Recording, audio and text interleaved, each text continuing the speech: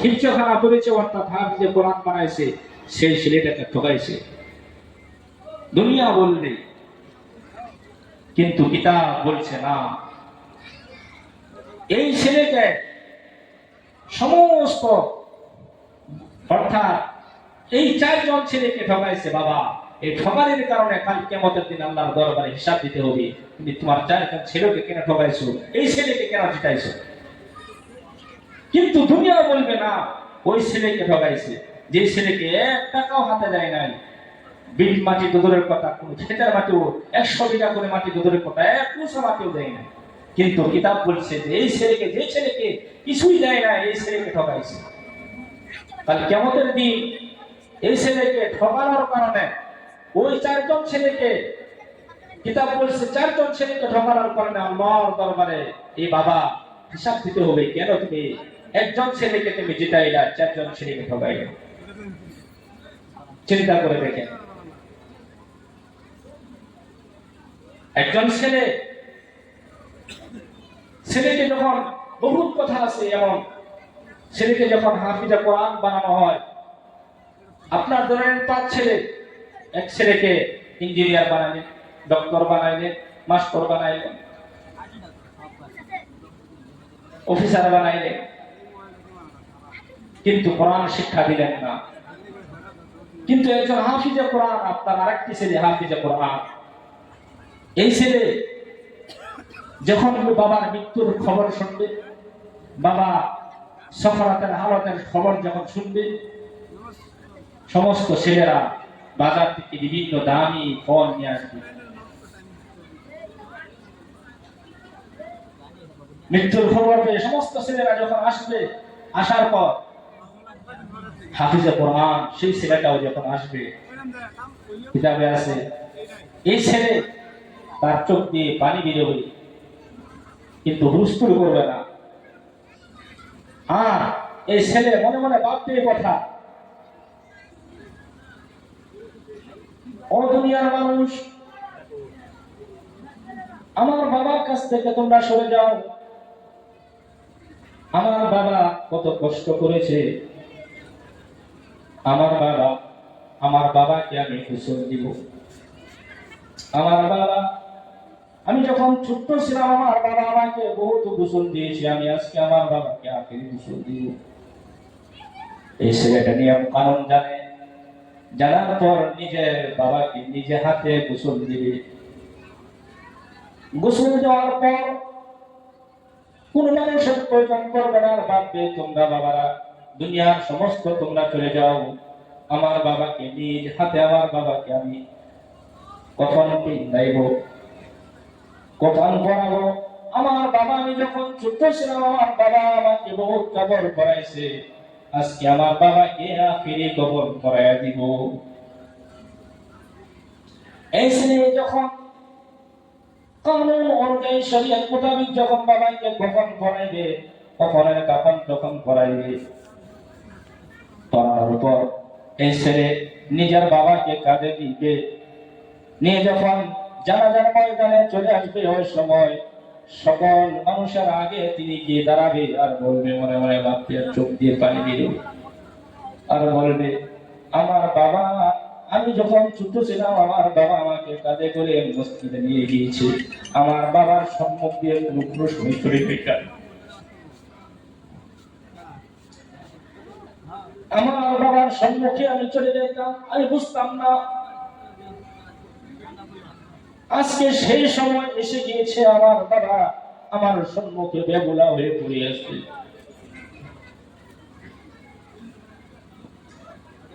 আজকে আমার বাবা আমার সম্মুখে পড়ে আছে, কথা বলতে পারে না। আমার বাবাকে আজকে আমি আখেরি নামাজ পড়াইয়া দিব, আমার বাবাকে সম্মুখে রেখে।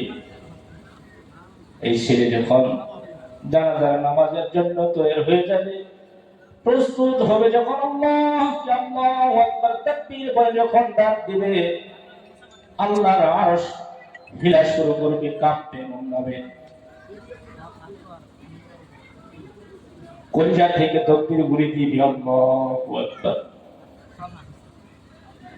এই ছেলে যখন না জানাজার নামাজ শেষ করে যখন বাবাকে শোয়াইবে ওই সময় মনে মনে ভাববে আর কাঁদবে আর বলবে আমার বাবা বহুত ছোট সময় আমি আমার বাবা আমাকে বিছনায় শোয়াইছে ঘুম পাতাইছে আজকে আমার বাবাকে আখেরি ঘুম পাতাই দিল। এই ছেলে যখন বাবাকে 15 শোয়ানোর পর যখন সিনায় হাত দিয়ে বিসমিল্লাহ আলা মিল্লাতির রাসূলুল্লাহ বলে আল্লাহর সুপর্দ করে দেবে। আল্লাহ সুবহানাহু ওয়া তাআলা ফেরেশতাদেরকে ডেকে বলে ফেরেশতারা আমার এই দৃশ্য দেখে আমি বরদাস্ত করতে পারতেছি না, ফেরেশতারা আমাকে আমার শর্মিন্দা হয়ে গিয়েছি। এত সৌভাগ্য বাবা ছেলেকে উপযুক্ত শিক্ষা দেওয়ার কারণে এমন ভাবে গোসল থেকে দফন কফন করাইছে। ফেরেশতারা আখিরবার বাবাকে যখন এই ছেলে সমস্ত কাজগুলি নিজে হাতে করাইছে শরীয়ত মোতাবেক এবং আখিরের সময় যখন সিনায় হাত দিলে তোমার হাওলা নবী তোমার আমার নবীর হাবিবের হাওলা করে আমার নৌকায় নবীর নৌকায় উঠায় দিয়েছে। ফেরেশতারা তোমরা সাক্ষী থাকো সমস্ত কাজগুলির করার কারণে ফাঁস থেকে নিয়ে লাশ পর্যন্ত দফন থেকে নিয়ে কফন পর্যন্ত নামাজে জানাজা পর্যন্ত যা কিছু করলো ছেলে বাবার কারণে ফেরেশতারা তোমরা সাক্ষী থাকো এই কাজগুলি করার কারণে আমি এই বাবাকে সমস্ত গুনাহকে মাফ করে দিয়েছি। সুবহানাল্লাহ। কত বড় নিয়ামত! আজকে আমি মোল্লা আমাকে আপনার বাবা কবরের পাশে দাঁড় করায়া চোখ দিয়ে পানি বেরিয়ে দিয়ে পারে বাইরে তো পারে নাও বলতে পারে, কিন্তু বাবাকে সম্মুখে নিয়ে যখন আপনার ছেলে সুশিক্ষার শিক্ষিত ছেলে যখন দাঁড়াবে চোখের পানি রাখতে পারবে না, যার যার হয়ে কাঁদবে আর সমস্ত জিন্দেগি তার চোখে ভাসবে, তার দিমাগে চলবে আমার বাবা এগুলি কাজ করেছে, আমার মাথার সরপ্রাস তিনি চলে গেছে, আজকে আমি কাকে বাবা বলে ডাক দিব। এমন ভাবে সেই ছেলে কলিজা থেকে ব্যথা রাখবে আর জানাজার নামাজে যখন দাঁড় হয়ে তাকবীর গুলি দিবে কলিজা থেকে কলিজা যাবে ছিঁড়ে যাবে এমন অবস্থায় তাকবীর দিবে আল্লাহু আকবার। আজকে সেই শিক্ষিত থেকে আজকে মুসলমান বহু দূরে একটি ছেলে কিছুক্ষণ আগে বলছিল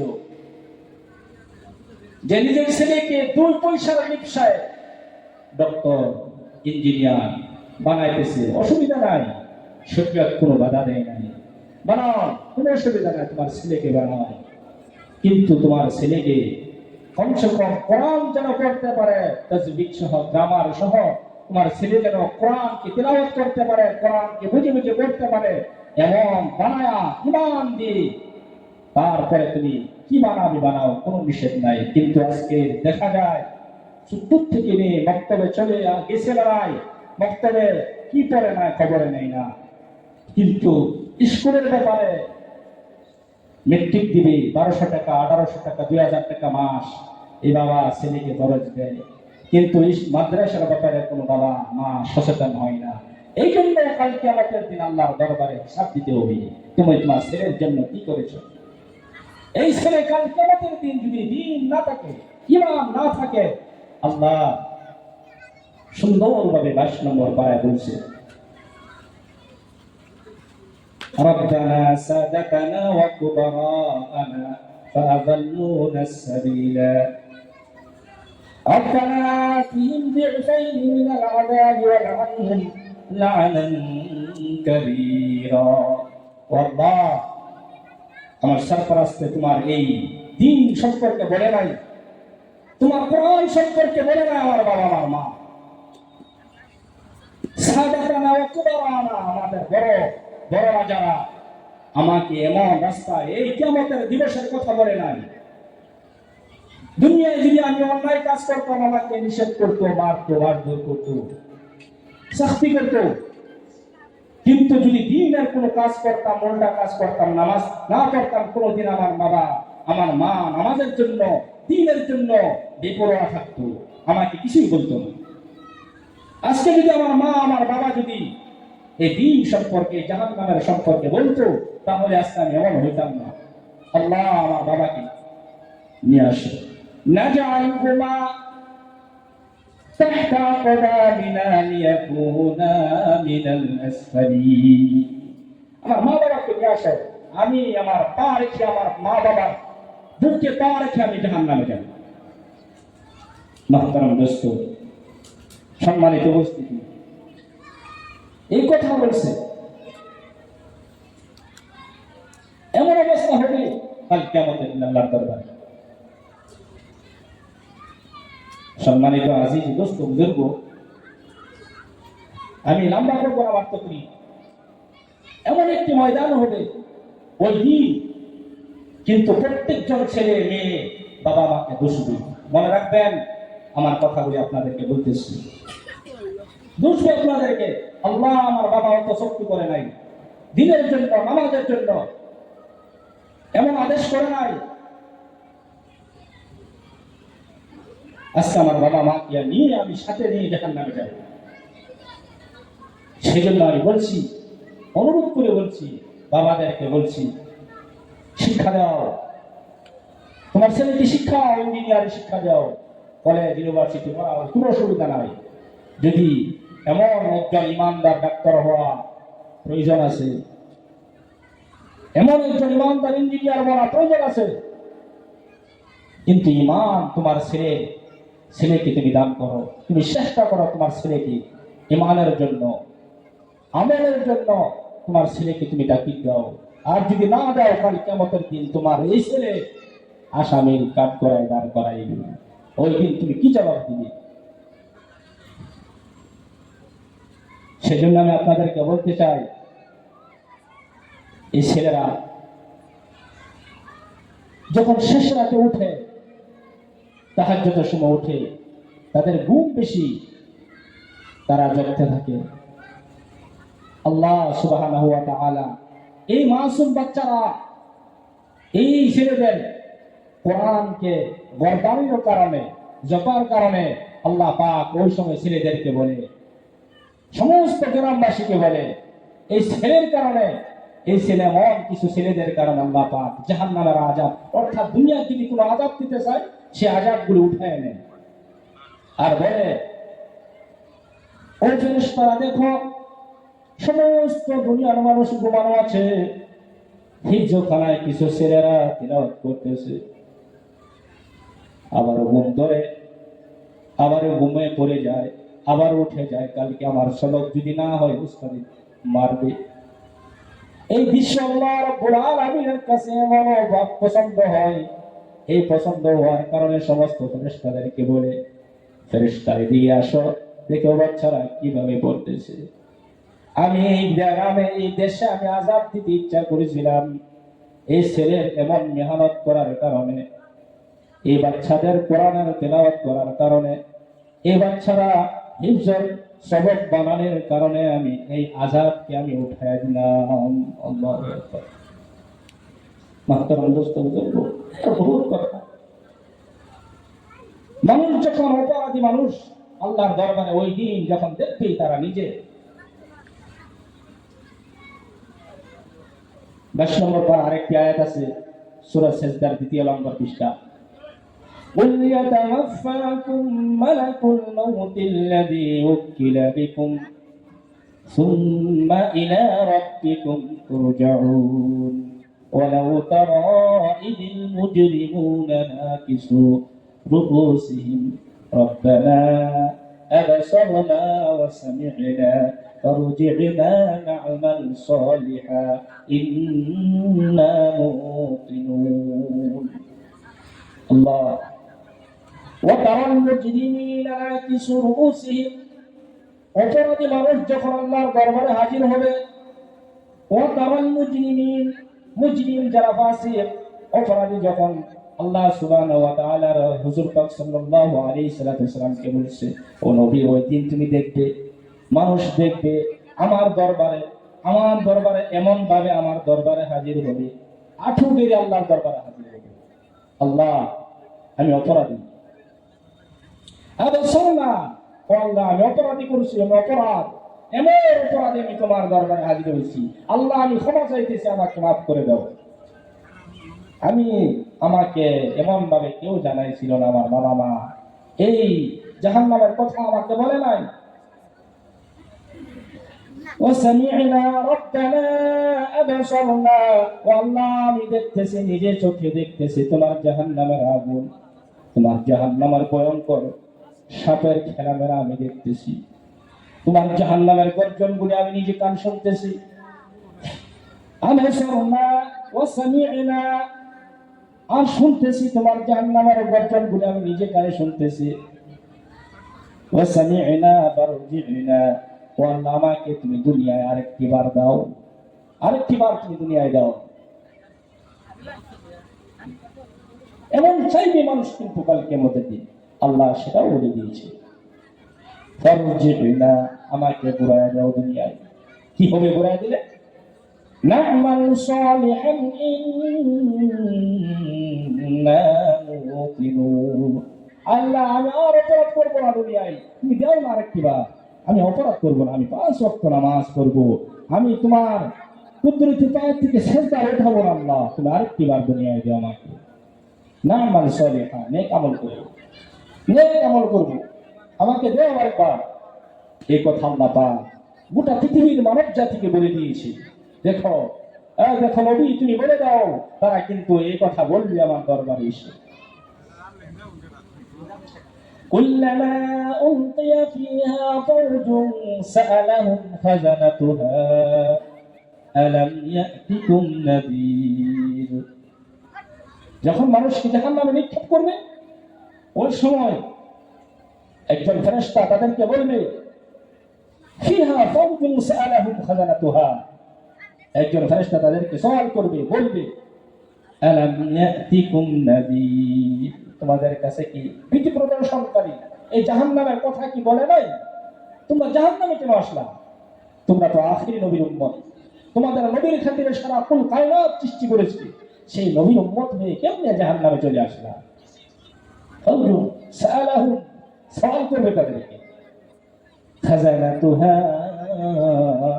আলাম ইয়াতিকুম নাযীর, তোমাদেরকে এই জাহান্নামের ভয়ের কথা, জাহান্নামের কত বিষয় অগ্নির কথা কি বলে নাই? তারা ওই সময় কাঁদবে আর বলবে, ক্বালু বালা, হ্যাঁ গিয়েছিল আমাদের কাছে। তাহলে জাহান্নামে কেমনে আসলা? জাহান্নামে কেন আসলা? فكذبنا وقلنا ما نزل الله من في أصحاب السعير, হায় যদি আমরা শুনতাম, যদি আমরা শুনতাম আর যদি মানতাম, তাহলে আজকে আমাদের জাহান্নামে আসতে হতো না। ওই দিন মানুষ কাঁদতে কাঁদতে এমন অবস্থা হবে, তার চোখের পানি শেষ হয়ে যাবে, তারপরে রক্ত বেরোবে, রক্ত শেষ হয়ে যাবে, তারপরে চোখ দিয়ে তার পুঁজ বেরিয়ে আর আল্লাহর দরবারে কাঁদবে, কিন্তু কাঁদতে কোনো লাভ হবে না।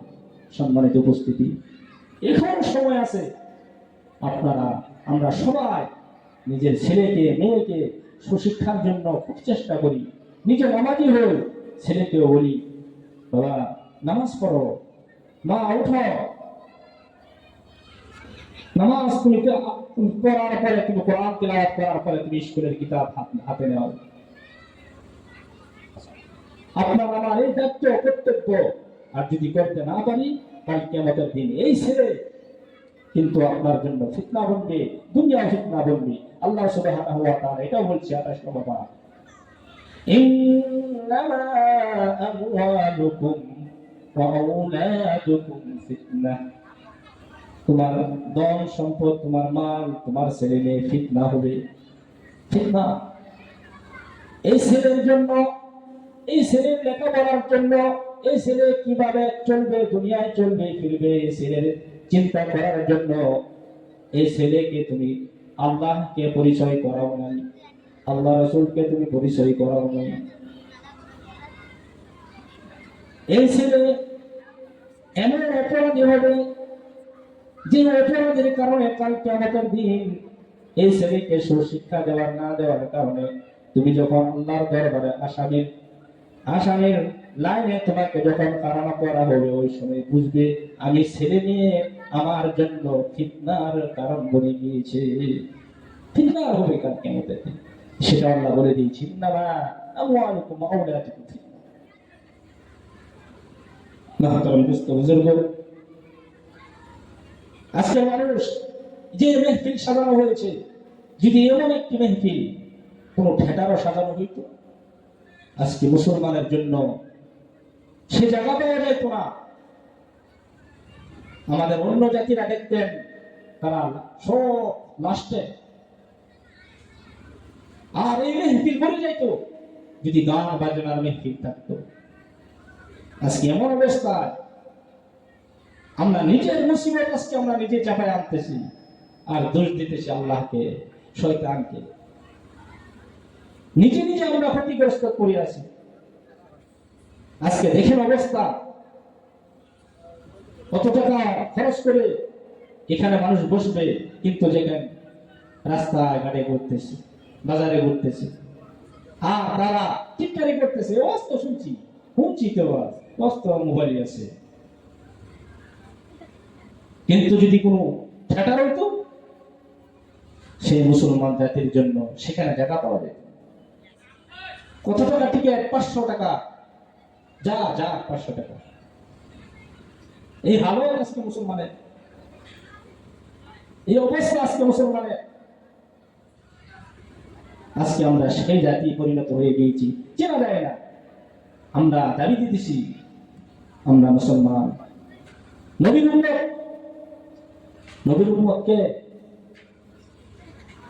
যে নবীর মধ্যে মত, যে নবীর পথে চলে, যে নবীর মতে চলে, সেই তো নবীর উম্মত। আজকে নবীর মত নাই, পথ নাই।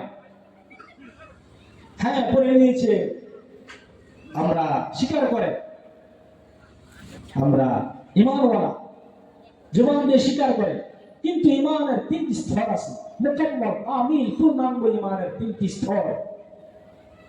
জবান দিয়ে স্বীকার করতে হবে, দিল দিয়ে বিশ্বাস করতে হবে, আর সমস্ত মাথা হইতে পা দিয়ে অঙ্গ দিয়ে আল্লাহকে সেজদা দিয়ে দেখাইতে হবে আমি নবীর উম্মত, আমি আল্লাহর গোলাম। কিন্তু আমরা জীবন দিয়া পড়ছি, কলিমা পড়ছি লা ইলাহা ইল্লাল্লাহ মুহাম্মাদুর রাসূলুল্লাহ, এমন কলিমা হিন্দু ভাইরাও জানে। জীবন দিয়ে স্বীকার করছি, দিল দিয়ে বিশ্বাসও করেছি, কিন্তু আমরা নামাজ দিয়া ইমানের পর যে সর্বপ্রথম আহকাম অর্থাৎ হুকুম যেটা মানতে হয়, অর্থাৎ তোমার কপাল দিয়ে আল্লাহকে সেজদা করে দেখাইতে হবে যে তুমি কতটুকু ঈমানওয়ালা। শতকরা 100-র ভিতরে 5 জন নামাজি পাওয়া যায় না। আফসোস, কষ্ট লাগে।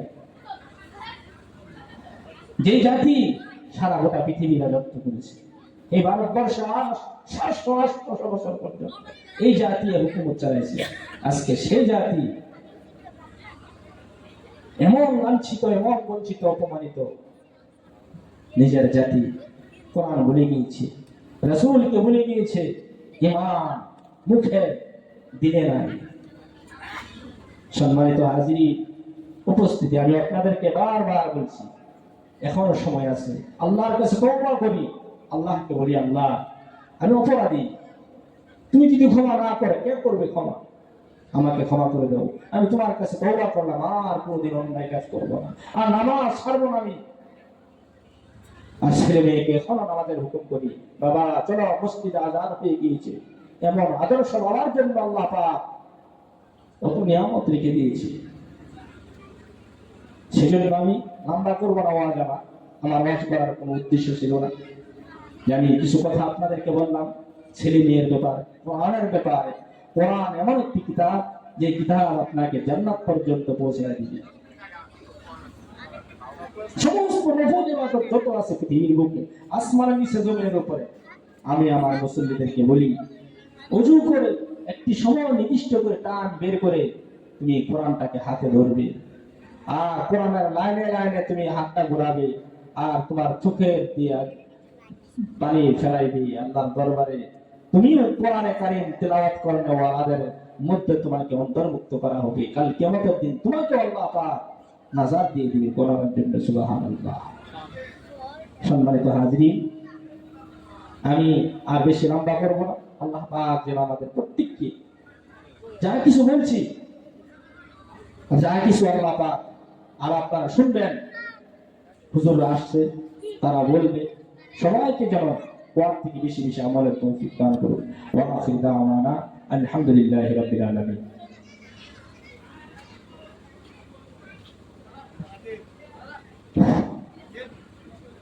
মহতরম দুস্থ বুজুর্গ, আমাদের মৌলানা হাফিজ আবুল বশর সাহেব আপনাদেরকে সুন্দর ভাবে বয়ান করেছেন হাদিস, পবিত্র হাদিস আর কোরআন মোতাবেক।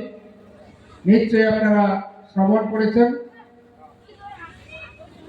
আমাদের এই দোকান বাজারে যারা ভিড় করছেন, তারা দোকান বাজারে ভিড় না করে সভাকক্ষে চলে আসুন। খাওয়ার খুব প্রয়োজন, যে কোনো একটা ক্রয় করে